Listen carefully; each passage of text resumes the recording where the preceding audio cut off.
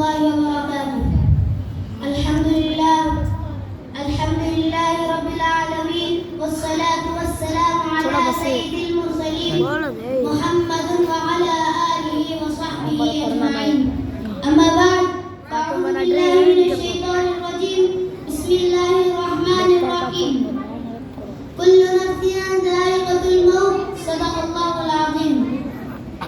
ವೇದಿಕೆ ಮೇಲೆ ಇರುವ ಅತಿಥಿಗಳೇ, ಅತಿಥಿಗಳೇ, ಸಭಿಕರರೇ ಹಾಗೂ ಗೆಳೆಯರೇ, ಇವತ್ತು ನಾನು ನಿಮ್ಮ ಮುಂದೆ ಸಾವಿನ ನೆನಪು ಬಗ್ಗೆ 2 ಮಾತುಗಳನ್ನು ಹೇಳುತ್ತೇನೆ.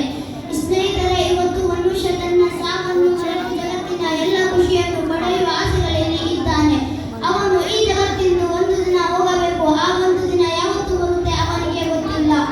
ಸ್ನೇಹಿತರೆ, ಸಾವಿನ ಬಗ್ಗೆ ಒಂದು ಕಥೆ ಇದೆ, ಕೇಳಿ. ಒಂದು ಮನುಷ್ಯ ದೋಣಿ ಓಡಿಸುವವನು ಅವನಿಗೆ ಒಬ್ಬ ವ್ಯಾಪಾರಿ ಕೇಳುತ್ತಾನೆ, ನಿನ್ನ ತಂದೆಯವರು ಹೇಗೆ ಸಾವು ಪಡೆದಿದ್ದಾರೆ ಎಂದು ಕೇಳುತ್ತಾನೆ. ಅದಕ್ಕೆ ಅವನು ಹೇಳುತ್ತಾನೆ, ನೀನು ನನ್ನ ತಂದೆ ಬಗ್ಗೆ ಹೇಳುತ್ತೀಯಾ?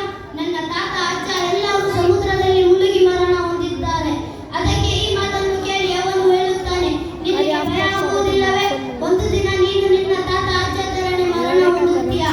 ಅದಕ್ಕೆ ಈ ಮಾತನ್ನು ಕೇಳಿ ಅವನು ಹೇಳುತ್ತಾನೆ, ಭಯವಂತೂ ಏನು ಮಾಡುತ್ತೆ ಆಗುತ್ತೆ. ಈ ಧೋನಿ ಓಡಿಸುವವನು ರೀತಿ ನನ್ನ ತಾತ ಅಜ್ಜನವರು. ಈಗ ನನಗೆ ಒಂದು ಮಾತು ಹೇಳು, ನಿನ್ನ ತಾತ ಅಜ್ಜನವರು ಹೇಗೆ ಮರಣ ಹೊಂದಿದ್ದಾರೆ? ಅದಕ್ಕೆ ಆ ಧೋನಿ ಹೇಳುತ್ತಾನೆ, ಎಲ್ಲರೂ ಮನೆಯೊಳಗೆ ಮರಣ ಹೊಂದಿದ್ದಾರೆ. ಆವಾಗ ಆ ಧೋನಿ ಓಡಿಸುವವನು ಹೇಳುತ್ತಾನೆ, ನಿನಗೆ ಭಯ ಆಗುವುದಿಲ್ಲವೇ?